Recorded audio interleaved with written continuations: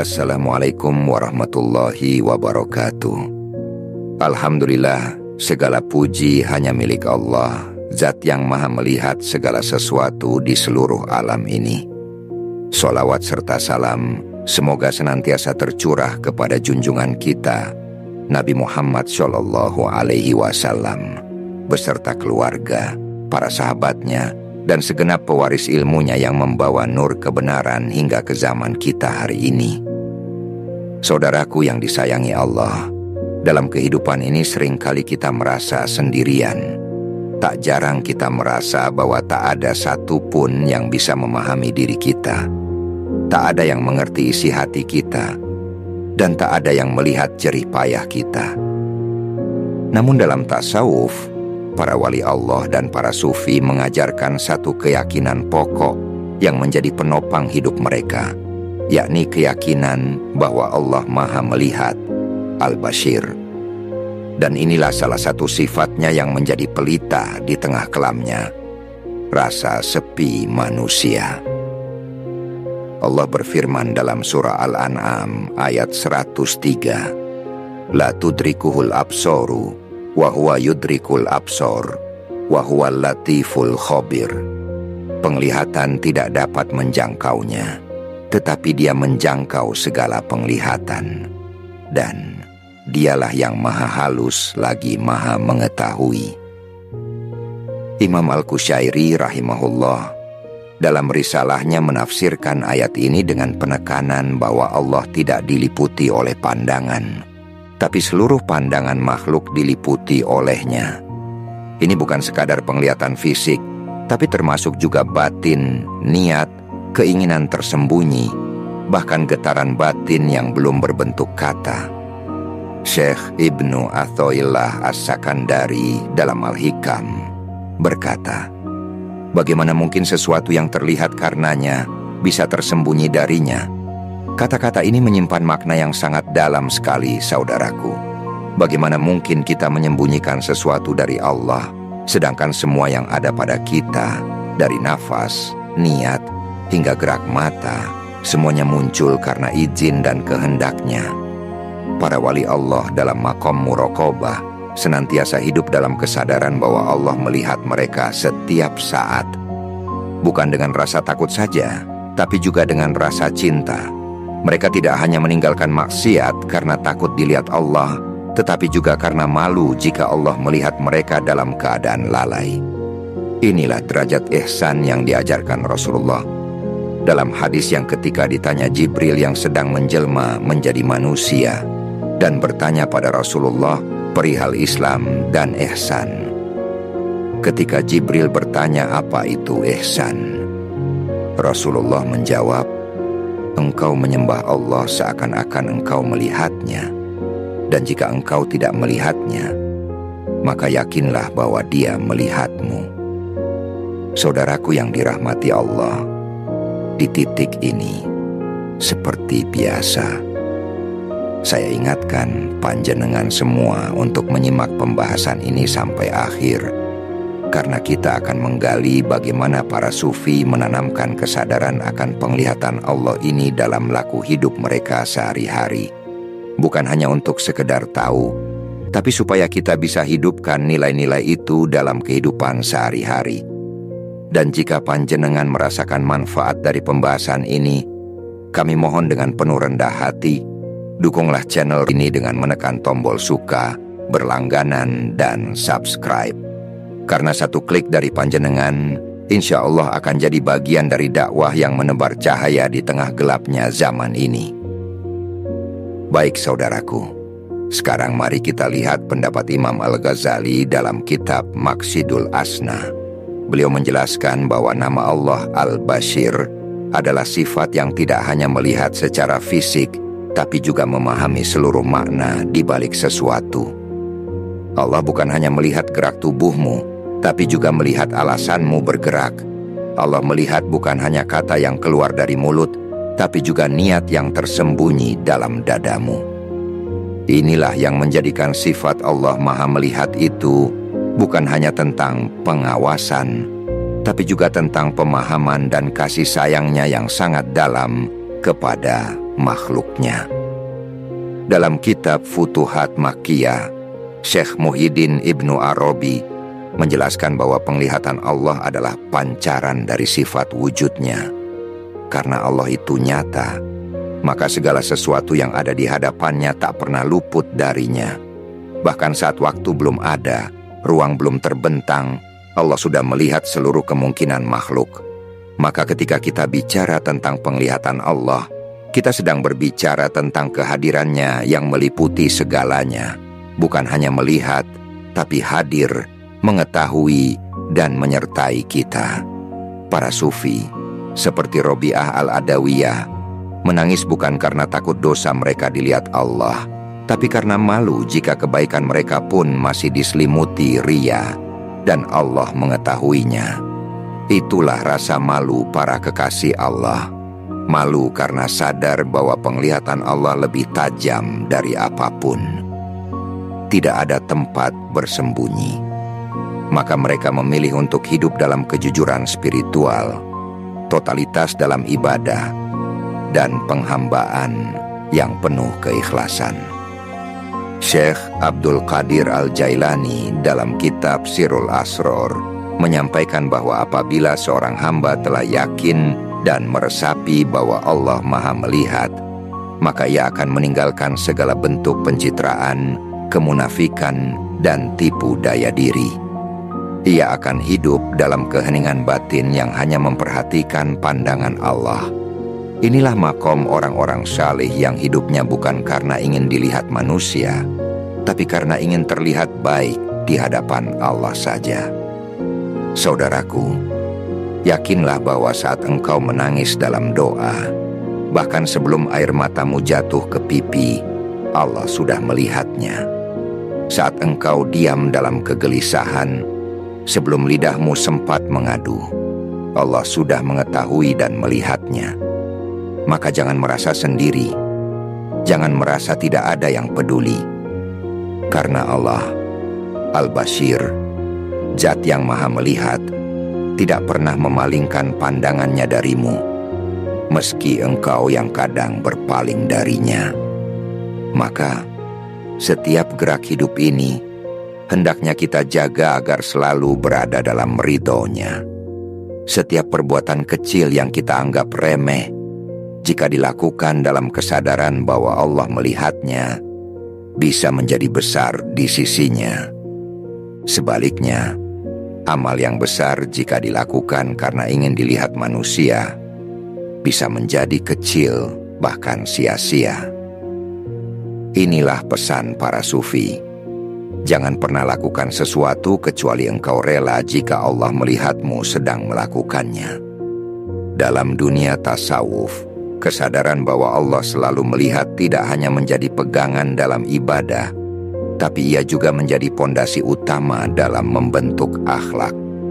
Seorang murid dalam jalan spiritual tidak hanya dituntun untuk memperbanyak zikir, wirid, atau riyadhoh, tetapi juga untuk menumbuhkan rasa muraqabah, yaitu merasa diawasi, dilihat, dan disertai Allah dalam setiap detik hidupnya. Syekh Zunnun Al-Mishri berkata, tanda orang yang arif billah adalah jika engkau melihatnya, engkau merasa seolah Allah sedang melihatmu melalui dirinya. Maksudnya bukan karena dia istimewa secara lahir, tapi karena batinnya begitu jernih, begitu tunduk dalam pengawasan Allah, hingga pantulan cahayanya menular pada orang di sekitarnya. Itu sebabnya para sufi tidak banyak bicara, tidak mudah menilai orang, tidak reaktif terhadap dunia. Karena mereka sadar, setiap kalimat yang diucapkan, bahkan yang hanya terlintas dalam hati, ada dalam penglihatan Allah. Maka dalam laku mereka sehari-hari, terlihat ketenangan, keteduhan, dan ketegasan. Mereka tidak mudah goyah karena mereka tahu bahwa tidak ada satu detik pun dari perjalanan hidup ini yang luput dari pandangannya. Dan karena itulah, mereka tidak butuh pengakuan dari manusia. tidak haus akan validasi, sebab yang mereka cari hanyalah pandangan ridho dari Allah semata. Imam Al-Haddad dalam Risalatul Mu'awanah menasihati para penempuh jalan Allah agar menjadikan sifat Allah Maha Melihat atau Al-Basir ini sebagai cermin setiap kali hendak berkata, berpikir, atau bertindak. Beliau berkata, jika engkau merasa malu melakukan sesuatu di hadapan manusia, maka lebih utama engkau malu melakukannya di hadapan Allah, karena Dia selalu melihatmu. Kalimat ini mungkin sederhana, tapi jika direnungkan, ini bisa membalikan cara kita menjalani hidup. Kita sering menjaga sikap saat sedang dilihat orang lain, tapi lupa bahwa Allah selalu melihat, bahkan ketika tak ada satupun mata manusia tertuju pada kita. Pernah satu ketika, seorang sufi besar, Abu Bakar Al-Warraq, ditanya, bagaimana engkau bisa menjaga keikhlasanmu dalam amal? Beliau menjawab, aku malu kepada Allah jika amal yang kulakukan hanya baik saat kulihat manusia ada di sekitarku. Maka aku berlatih untuk selalu merasa bahwa Allah hadir dan melihatku, baik saat aku sendiri maupun ramai. Inilah makom para arifin billah. Mereka hidup dalam keseimbangan antara harap dan malu, antara rindu dan tunduk, dan semuanya bermuara dari satu keyakinan, yakni Allah Maha Melihat. Saudaraku, coba kita tarik pelajaran ini dalam hidup kita hari ini. Ketika engkau bekerja, berdagang, menjadi guru, menjadi murid, menjadi ayah, ibu, suami, istri, semua itu bisa jadi ladang pahala yang luar biasa bila dilakukan dalam kesadaran bahwa Allah melihat. Engkau tidak perlu menunjukkannya pada siapapun, tidak perlu menjelaskan apapun. Cukup jaga niatmu, karena Allah sudah melihat semuanya.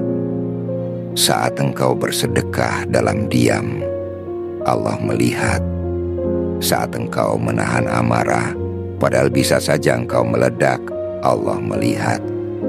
Saat engkau tersenyum menenangkan hati orang lain, padahal jiwamu sedang penuh luka, Allah melihat.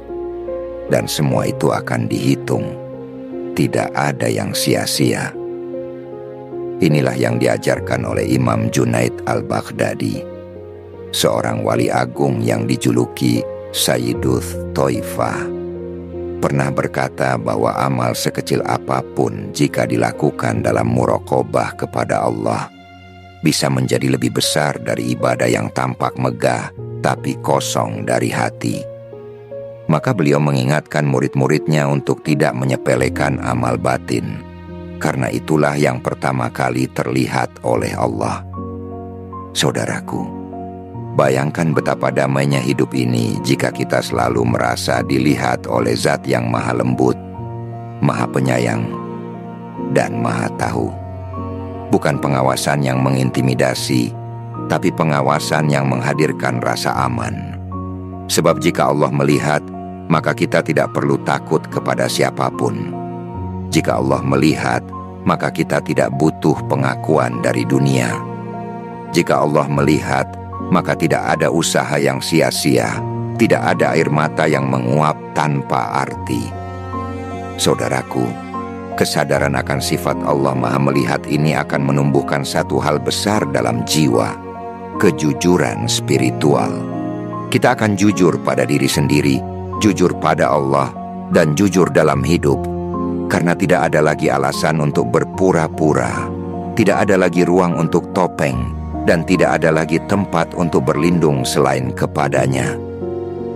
Jika engkau merasakan kehadiran Allah dalam hatimu sekarang, walau hanya sedikit saja, itu tanda bahwa cahayanya mulai mengetuk. Biarkan cahaya itu masuk, tumbuh, dan menerangi seluruh bagian jiwa yang pernah gelap. Karena selama Allah melihatmu, maka selama itu pula harapan masih ada. Di antara ajaran sufi adalah mujahadatun nafs, perjuangan melawan hawa nafsu. Dalam laku ini, keyakinan bahwa Allah Maha Melihat menjadi pendorong utama. Karena bagaimana mungkin seseorang mau berjuang melawan bisikan jiwanya sendiri kalau ia tidak merasa bahwa ada yang mengawasi dan melihat setiap gelora dalam dirinya? Syekh Abu Yazid Al-Bustami, seorang sufi besar yang terkenal dengan ungkapan-ungkapannya yang sangat dalam, pernah berkata, "Jika engkau merasa dilihat oleh Allah dalam setiap hela nafasmu, maka tidak akan ada lagi nafas yang sia-sia." Ungkapan ini bukan sekadar kata-kata indah. Bagi mereka, hidup dalam zikir, dalam kebersamaan batin dengan Allah adalah bagian dari ibadah. Karena setiap gerak jiwa, meski tidak terlihat oleh mata manusia, itu nyata dalam penglihatan Allah. Dan dari sinilah para sufi melahirkan istilah syuhudul basyiroh, pandangan batin yang menyaksikan bahwa Allah sedang melihat. Ini bukan melihat dengan mata kepala, bukan pula halusinasi spiritual, tetapi sebuah kesadaran ruhani yang begitu dalam. Ibarat seseorang yang merasa dilihat oleh seorang raja, tentu ia akan bersikap sangat berhati-hati, penuh adab dan rasa tunduk. Maka bagaimana jika yang melihat adalah raja dari segala raja, Malikal Mulk, zat yang tak hanya melihat apa yang tampak, tapi juga yang tersembunyi. Dalam Manazil As-Sa'irin, Imam Al-Harawi membagi makom muraqabah ini menjadi beberapa tingkatan. Yang tertinggi adalah ketika seorang hamba tidak hanya merasa bahwa Allah melihatnya, tetapi hidup dalam kehadiran batin bahwa ia sedang disaksikan langsung oleh Allah. Ia hidup bukan untuk dilihat manusia, bukan untuk pengakuan dunia, tapi karena ingin terlihat indah di hadapan Allah semata. Inilah yang membuat para wali hidup dengan tenang, bahkan dalam badai. Mereka tidak lagi mengukur keberhasilan dari pujian manusia atau hasil lahir semata. Mereka hanya bertanya satu hal di dalam hati, apakah Allah ridho melihatku dalam keadaan seperti ini? Jika iya, mereka tenang, meski dunia menolak. Jika tidak, mereka gelisah, meski dunia memuji. Dan menariknya saudaraku, keyakinan bahwa Allah Maha Melihat ini tidak hanya menumbuhkan ketenangan, tapi juga keberanian. Karena jika engkau yakin Allah melihatmu, maka engkau tak akan takut pada kekuasaan manusia. Lihatlah kisah para wali dan ulama saleh yang hidup di zaman para tiran. Mereka tetap berkata benar, tetap bersikap adil, tetap menolak suap, tetap menyampaikan nasihat, bukan karena mereka ingin dianggap pemberani, tapi karena mereka sadar bahwa Allah melihat, dan cukuplah pandangan Allah itu menjadi penjaga, pelindung, dan pemberi kekuatan. Syekh Ahmad Rifai rahimahullah berkata dalam salah satu wasiatnya, "Jika engkau merasa bahwa Allah melihatmu, maka engkau tidak akan tergoda oleh kemilau dunia. Karena apa artinya dunia jika Allah telah memalingkan wajahnya darimu?" Kalimat ini menusuk jiwa.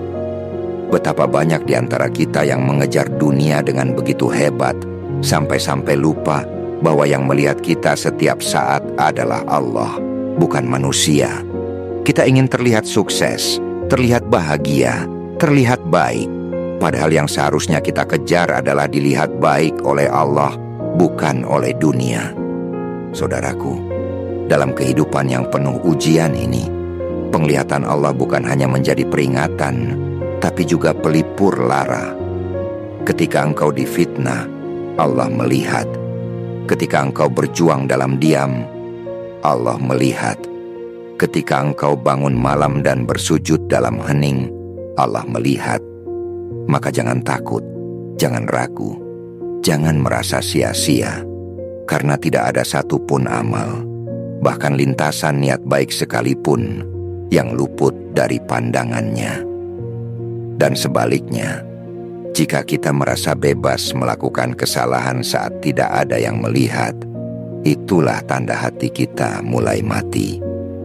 Sebab orang yang masih hidup hatinya akan selalu merasa diperhatikan. Ia tidak akan berani melakukan dosa, bukan karena takut pada kamera, hukum, atau manusia, tapi karena hatinya bergetar saat teringat bahwa Allah melihatnya. Maka para sufi berdoa, memohon bukan hanya ampunan atas dosa-dosa mereka, tapi juga agar Allah tidak mencabut rasa muraqabah dari hati mereka. Karena jika rasa itu hilang, maka mereka tahu itulah awal kehancuran jiwa. Betapa dalam doa mereka, seperti yang diajarkan oleh Imam Hasan al-Basri, "Ya Allah, janganlah Engkau jadikan kami orang-orang yang Engkau palingkan pandangan rahmat-Mu dari kami, walau hanya sekejap mata." Begitulah saudaraku, ketika hati kita mulai hidup dengan rasa dilihat Allah, maka dunia ini menjadi tempat yang berbeda.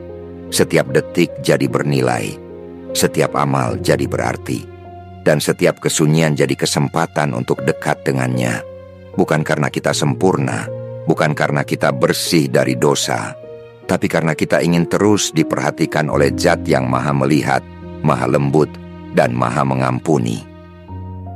Imam Junaid al-Baghdadi, seorang tokoh agung dalam dunia tasawuf, pernah ditanya oleh muridnya, "Wahai Imam, bagaimana agar hati ini selalu dalam keadaan terjaga dan merasa dalam pengawasan Allah?" Beliau menjawab dengan sangat ringkas namun menggetarkan, "Kau harus selalu menyertakan Allah dalam setiap lintasan niat, bukan hanya dalam amal."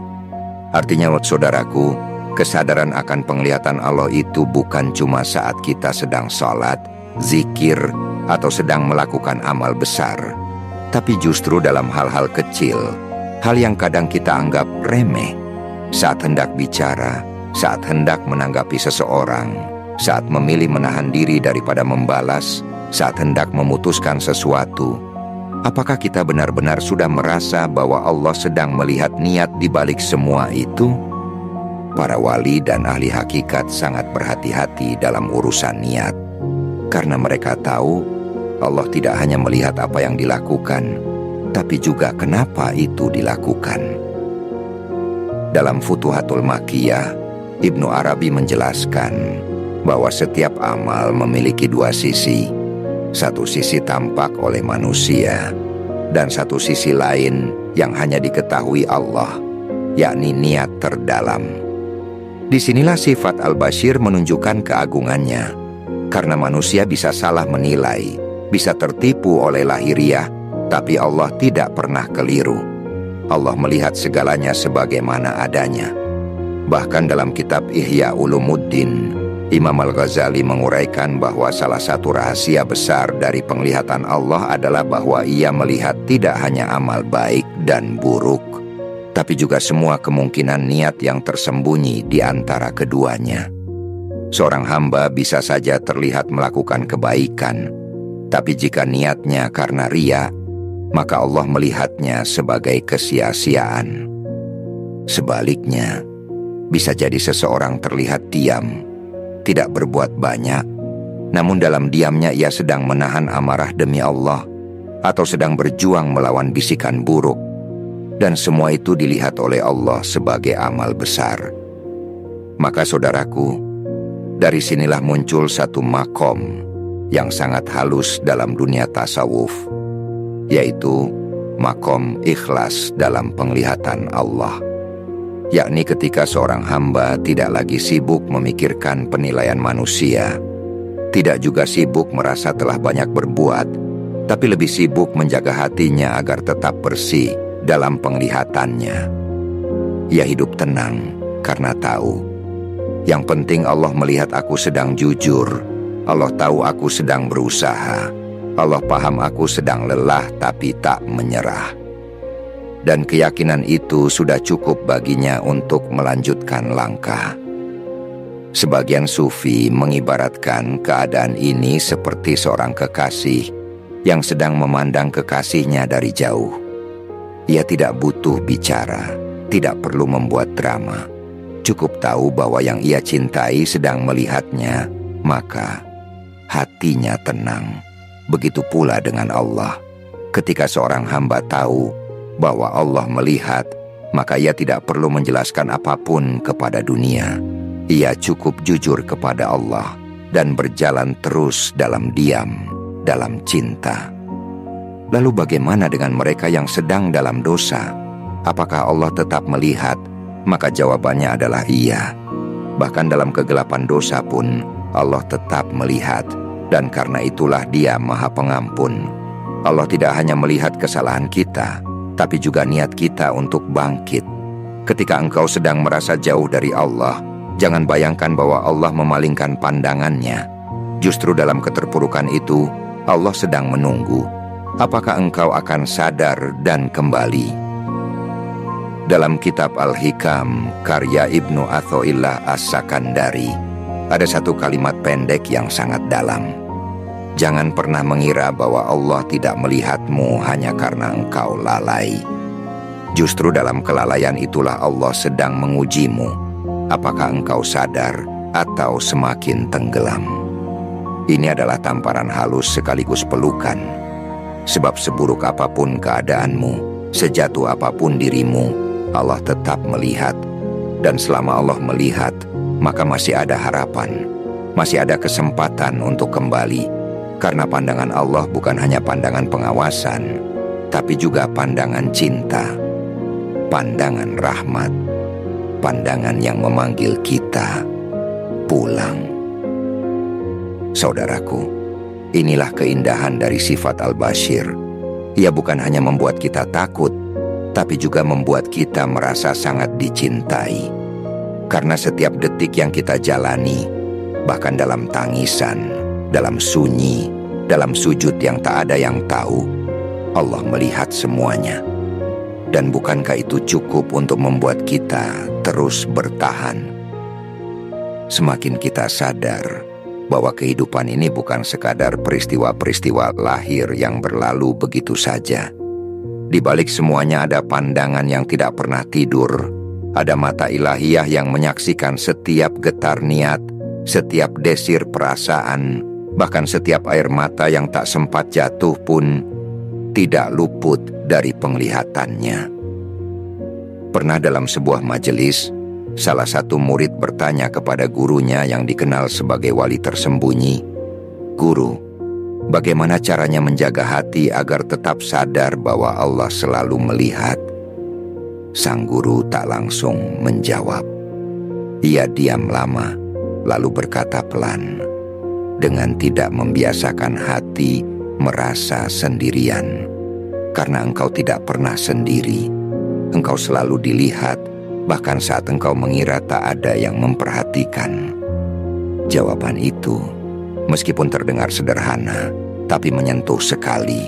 Sebab banyak dari kita yang terjatuh dalam kesalahan justru karena merasa sendiri, merasa tidak ada yang peduli, merasa tak ada yang tahu. Tapi bila kita hadirkan dalam hati bahwa Allah sedang melihat, maka rasa kesendirian itu akan berubah jadi kehangatan, jadi penghiburan. Itulah sebabnya para ahli tasawuf mengajarkan apa yang disebut dengan hudurul qalb, hadirnya hati dalam kesadaran ilahiyah. Mereka tidak pernah mengandalkan banyaknya amal semata, tapi lebih menjaga kehadiran hati dalam setiap amal. Karena hati yang sadar bahwa Allah melihat akan menjadikan amal kecil pun bernilai besar. Bahkan duduk diam, jika disertai rasa murakabah, bisa lebih tinggi nilainya dari ibadah formal yang dilakukan tanpa hati. Dan menariknya, kesadaran bahwa Allah melihat ini bukan hanya membuat kita berhati-hati, tapi juga membentuk akhlak. Lihatlah para wali, para salik sejati. Mereka tidak suka menilai orang, tidak terbiasa menghukum atau mempermalukan sesama, karena mereka sibuk dengan satu hal saja, menjaga diri dalam penglihatan Allah. Mereka tahu, menilai orang lain terlalu banyak bisa membuat lupa bahwa diri sendiri sedang diawasi. Dalam salah satu kutipan dari Syekh Abdul Qadir Al-Jilani menyebutkan, "Wahai anakku, jika engkau melihat seseorang dalam kesalahan, jangan terburu menghukumnya. Sebab bisa jadi ia sedang dalam proses tobat dan kamu sedang dalam proses lalai. Dan Allah melihat kalian berdua dalam dua keadaan yang berbeda." Masya Allah, betapa indah pesan ini. Bahwa Allah tidak hanya melihat apa yang tampak hari ini, tapi juga melihat potensi hati seseorang untuk berubah. Maka siapa kita yang berani menghina, jika Allah saja sedang memberi waktu untuknya memperbaiki diri? Itulah yang membuat para sufi memiliki akhlak yang lembut. Mereka bukan lembek, bukan pasrah buta, tapi mereka sadar bahwa yang lebih penting dari penilaian sesaat adalah pandangan Allah yang menyeluruh. Karena yang terlihat buruk di matamu bisa jadi sedang meneteskan air mata di malam harinya, dan Allah melihat itu sedang engkau tidak. Dan dari sinilah muncul keindahan lain. Ketika seseorang benar-benar hidup dalam pandangan Allah, maka ia akan menjadi hamba yang syodik, jujur, bersih, dan apa adanya. Ia tidak butuh banyak topeng, tidak perlu hidup dalam sandiwara, karena ia tahu sandiwara hanya berfungsi di depan manusia, tapi di hadapan Allah semua tirai tersingkap. Yang dilihat adalah kebenaran jiwa, maka ia menjaga hatinya, karena itulah yang sedang dilihat. Syekh Ibnu Ajibah pernah berkata dalam tafsir Isyarinya bahwa salah satu ciri orang yang sudah menyatu dalam rasa muraqabah adalah ia mulai malu, bukan kepada manusia, tapi kepada Allah. Ia malu saat niatnya melenceng, meski tak ada yang tahu. Ia malu ketika amarahnya meledak, walau tak terdengar siapa-siapa. Ia malu bukan karena takut dicela, tapi karena tahu Allah sedang melihat. Dan perasaan ini, saudaraku, bukan rasa takut yang menekan, tapi rasa malu yang lembut, yang menumbuhkan adab, yang menjadikan seseorang begitu hati-hati dalam bicara, dalam memilih, dalam bergaul, bahkan dalam diamnya. Sebab semuanya ada dalam pandangan Allah, maka hidup pun menjadi penuh keindahan, penuh kehati-hatian, penuh kedalaman. Dan itulah tanda-tanda orang yang telah masuk dalam jalan orang-orang arif. Maka saudaraku yang dirahmati Allah, bila sampai di titik ini hatimu ikut bergetar, ikut merenung, dan mulai sadar bahwa hidup ini selalu dalam pandangan Allah yang Maha Melihat, maka jagalah rasa itu. Rawatlah kesadaran itu.